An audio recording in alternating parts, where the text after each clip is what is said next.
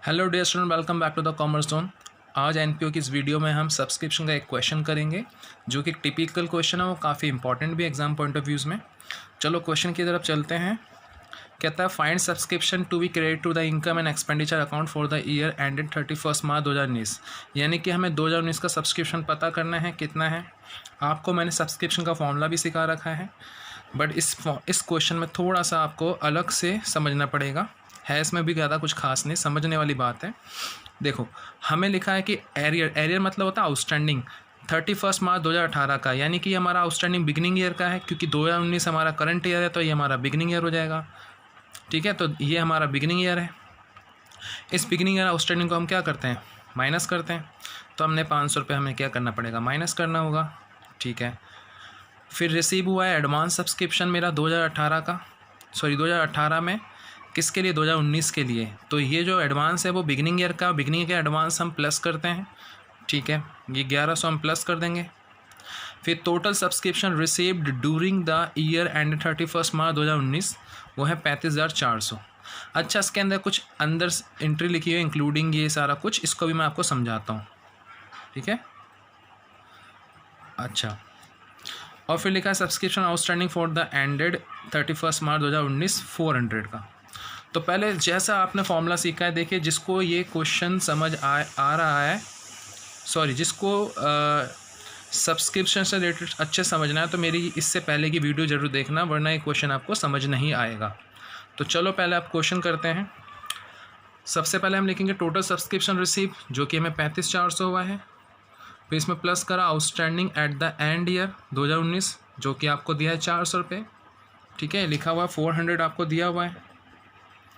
फिर हम क्या करते हैं, advance of the beginning year 1100, ये एडवांस आपको दिया हुआ है 1100, तो एडवांस बिगिनिंग ईयर का प्लस होता है, ऐसे हम माइनस करते हैं। आउटस्टैंडिंग, ये हमारा आउटस्टैंडिंग है, आउटस्टैंडिंग। ठीक है, आउटस्टैंडिंग लिख देना इसको शॉर्ट में, ऐसे लिख देंगे आउटस्टैंडिंग। कितना आउटस्टैंडिंग है, बिगिनिंग ईयर का आउटस्टैंडिंग है, माइनस हो जाएगा। ठीक है, और एडवांस ऑफ क्लोजिंग ईयर आपको एडवांस दिया हुआ है। देखो एडवांस यहाँ लिखा हुआ है कि इंक्लूडिंग 400, इसको भी इग्नोर करते हैं। यहाँ लिखा हुआ है ये रहा 1200 रुपये फॉर द ईयर एंड 31 मार्च 2020 का, यानी कि 2019 में हमने 2020 का सब्सक्रिप्शन ऐड कर रखा है और 2021 का सब्सक्रिप्शन ऐड कर रखा है। यानी कि जो 2019 का सब्सक्रिप्शन है उसमें 2019 की सब्सक्रिप्शन की बात करेंगे, जो इससे रिलेटेड नहीं है उसको हम माइनस करते हैं, हमने बताया था। तो 2019 के अंदर 2020 का 1200 इंक्लूड है, तो इसको माइनस कर देंगे, और इसके साथ साथ 2021 का 300 इंक्लूड है, इसको भी माइनस कर देंगे। तो हमने माइनस कर दिया, क्योंकि ये आपका इस ईयर का नहीं है, नेक्स्ट ईयर का है। ठीक है, तो मैंने इसको भी माइनस कर दिया। अब एक छोटी सी इसमें एक थोड़ा सा टिपिकल क्वेश्चन में ये इसलिए है क्योंकि इसमें एक कॉन्सेप्ट है, वो आपको मैं समझाता हूँ। देखो, अच्छा, ऑन का मतलब समझते हो आप? ऑन मतलब होता है टोटल सब्सक्रिप्शन। यहाँ पे लिखा है कि 2018 का हमारा टोटल सब्सक्रिप्शन बना था आउटस्टैंडिंग 500। अब ये जो सब्सक्रिप्शन है 2018 में हमें हमारा आउटस्टैंडिंग था, तो ये 2018 के सब्सक्रिप्शन में हमने इसे ऐड कर लिया होगा इसलिए क्योंकि हमने बताया था एक्रूअल बेस अकाउंटिंग में कि जो सब्सक्रिप्शन जिस ईयर का है उसको उस ईयर में हम ले लेते हैं, बेशक वो आपको मिला है या ना मिला हो। तो क्योंकि ये 2018 का आउटस्टैंडिंग था, तो 2018 का सब्सक्रिप्शन आउटस्टैंडिंग था ओवरऑल 500 रुपये। ठीक है, तो हम ये मान के चलते हैं कि 2018 का सब्सक्रिप्शन जो है वो 2018 में आएगा, बेशक मिला हो ना मिला हो, तो इसलिए हम इसे माइनस कर देंगे। किस में, 2019 में, क्योंकि ये 2019 का है नहीं।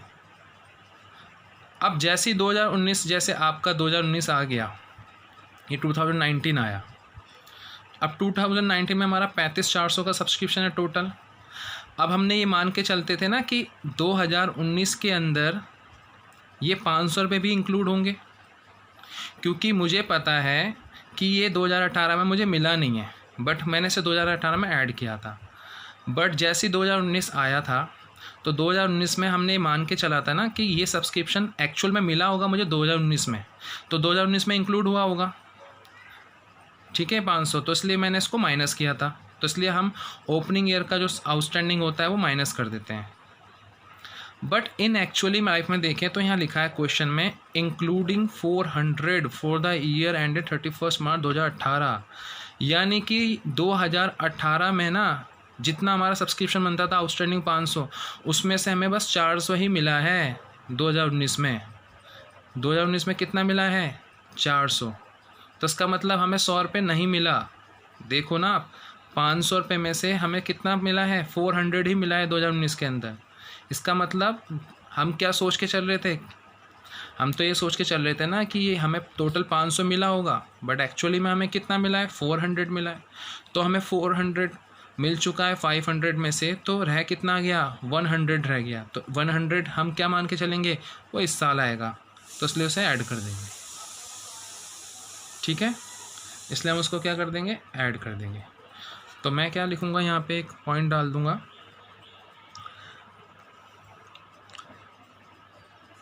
क्लोजिंग सब्सक्रिप्शन 2017-18 का 100। ठीक है, ये 100 हो गया।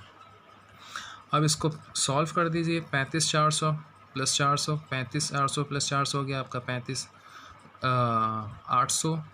फिर 35,800 में 1100 और ऐड कर दो, ये 36,900 हो गया। 36,900 और ये आपका 37,900, सॉरी ये हो गया आपका 37,000।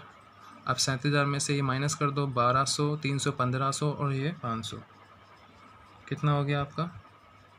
2,000। तो ये हो गया आपका 35,000। तो ये 35,000 का आपका सब्सक्रिप्शन आपका इनकम एंड एक्सपेंडिचर में अकाउंट में आ जाएगा।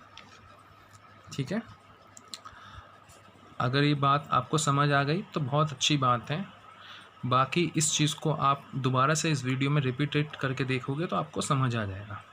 ठीक है, एक बार और समझा देता हूँ मैं आपको बोला गया है ना, मैंने बताया था जैसे 2018 है, 2019। अब 2018 में मान लो आपका सब्सक्रिप्शन रिसीव था 6,000, और फिर उस 2018 की जो एंडिंग ईयर का सब्सक्रिप्शन था वो मान लो 500 था। तो ये 500 भी हमें मिला नहीं है, बट क्योंकि 2018 से रिलेटेड है तो हम इस 500 को प्लस कर देंगे, क्योंकि एक्यूरल कहता है चाहे मिले या ना मिले उस ईयर की इनकम है तो उसे ऐड कर दो। तो मेरा ये 65 हो गया। अब मान लो 2019 आया मेरा, 2019 में चलो एक एग्जांपल ले लेते हैं कि हमारा सब्सक्रिप्शन 40,000 बनता है। तो अब ये जो 40,000 का सब्सक्रिप्शन है, ठीक है, इसके अंदर ये 500 इंक्लूड होगा ना, क्योंकि ये जो 500 हैं वो हमें 2019 में मिल जाएगा पैसा, तो इसलिए इस 500 को हम हटा देंगे, क्योंकि ये आपका जो सब्सक्रिप्शन है 2019 में क्या बन जाएगा? आउटस्टैंडिंग ऑफ द बिगिनिंग बन जाएगा। ठीक है, तो 500 माइनस कर देते थे हम, और यही करते आ रहे हैं। बट इसमें क्वेश्चन में लिखा हुआ है कि भाई आपको ना 2019 में 500 नहीं 400 ही मिल पाया है, तो उसका मतलब 100 रुपये नहीं मिला ना आपको। तो इसलिए वो हम क्या करेंगे इन एक्चुअल में? अब हम जो करेंगे वो करेंगे 100 रुपये अलग से ऐड, क्योंकि 400 तो मिल गया, ठीक है, कोई दिक्कत नहीं है, बट 100 रुपये नहीं मिला, इसलिए हमने 100 रुपये ऐड कर दिया। ये कॉन्सेप्ट था और कुछ नहीं था। या आप और ये नहीं समझ पा रहे तो आप सीधा एक काम करो ना, आप एक सिंपल सा काम करो। आपको एक्चुअली में मिला कितना है? 500 में से एक्चुअली में जो मिला है वो आपको 400 मिला है। कितना मिला है? 400। 500 में से आपको कितना मिला है? 400 मिला है। देखो, तो सीधा का सीधा आप क्या कर दो? 400 माइनस कर दो। 40,000 में से 400 माइनस कर दो, आप 100 का लफड़ा भी ख़त्म कर दो। अब आप देखो 40,000 माइनस 400 कितना हो जाएगा आपका? 39,600। या तो ऐसे कर लो, या एक ये वाला तरीका कर लो, 40,000 माइनस 500 और प्लस 100, तो तब भी आपका कितना आ जाएगा? 39,600। तो ये कहानी थी। इसमें थोड़ा सा दिमाग लगाओगे तो समझ आ जाएगा। ठीक है, एक बार, दो बार, तीन बार इसको समझोगे तो आपको ये क्लियर हो जाएगा। ठीक है, हाँ, अब चलते हैं हम एनपीओ के अंदर कॉस्ट ऑफ गुड्स कंज्यूम कैसे निकाला जाता है, और इसे यूज्ड भी कहते हैं। जिस तरीके से हमने सब्सक्रिप्शन निकालना सीखा, उसका अलग से अकाउंट बना के फॉर्मेट से करा, इसी तरीके से इसको भी हमें अलग से क्या है निकालना पड़ता है, फिर जाके हम उसे इनकम एक्सपेंडिचर में डालते हैं। तो कॉस्ट ऑफ गुड्स कंज्यूम का मतलब होता है कि कितनी गुड्स जो आप मतलब मंगा रहे हो, कंज्यूम कर रहे हो या यूज़ कर रहे हो, उस पर कितना खर्चा आया है आपका, वो निकालना है। तो उसका फॉर्मूला क्या होता है, अगर हमें कोई गुड्स कंज्यूम्ड या यूज़ का फॉर्मूला लगाना है तो क्या फॉर्मूला होता है, opening stock of consumer items, उसमें plus purchase during the year minus closing stock, और जो आंसर आएगा वो आपका इनकम एक्सपेंडिचर में आ जाएगा। ठीक है। अच्छा, अब क्या है कि ना इस फॉर्मूले के पीछे रीज़न क्या है ये भी बता देता हूँ। देखो कितनी गुड्स आपने परचेज़ करी है, यूज़ करी है, अप्लाई करी है किसी चीज़ के लिए, उसे कहते हैं गुड्स कंज्यूम्ड। ओवरऑल कितना पैसा लगा दिया आपने अपनी गुड्स पे, कितनी यूज्ड हो गई। तो देखो उसका फॉर्मूला सिंपल से ही कहता है कि जितनी भी आपके पास ओपनिंग स्टॉक पड़ा है, ठीक है, वो ले लिया और उसमें प्लस कर दिया परचेज ड्यूरिंग द ईयर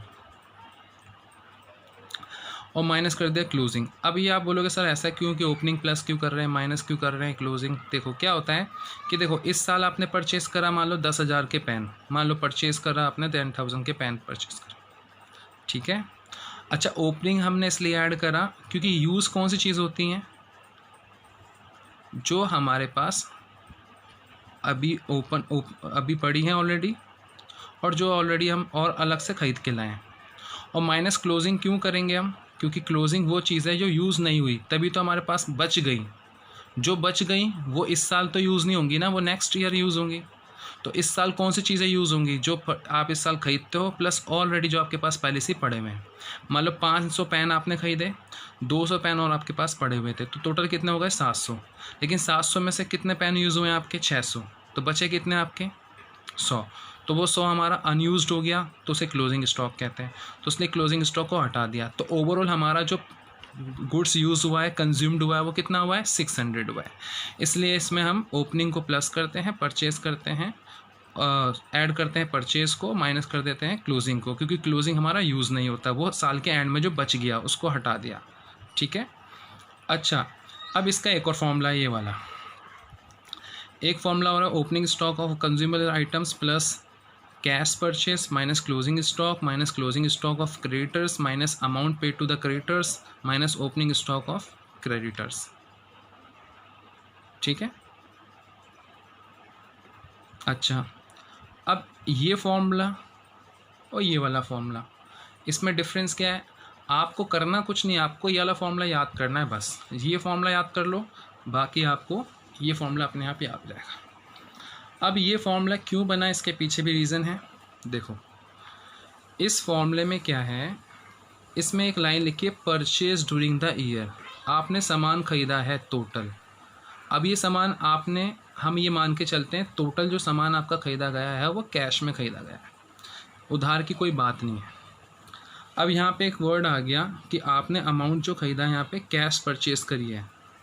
ठीक है, इसका मतलब ये दिखा रहा है कि आपने कुछ कैश परचेज़ की होगी और कुछ आपने उधार भी लिया होगा, जिससे आपके क्या क्रिएट होगा, क्रेडिटर्स।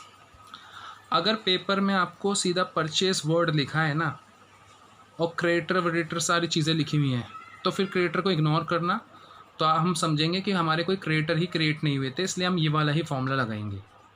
लेकिन अगर आपके पेपर में कैश परचेज लिखा हुआ है और क्रेडिटर भी लिखा है इसके साथ, तो फिर आप ये वाला फॉर्मूला लगाओगे।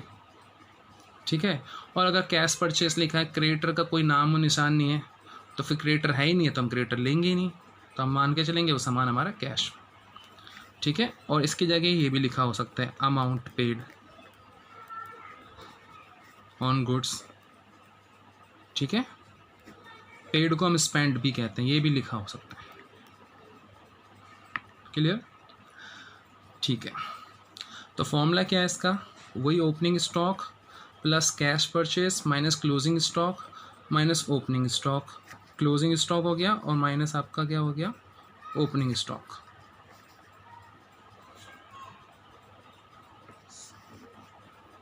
ये रहा opening stock plus cash purchase minus closing stock, जो कि ऊपर के फॉर्मूले की तरह है, बट इसमें एक चीज़ है परचेज और यहाँ पे है कैश परचेज।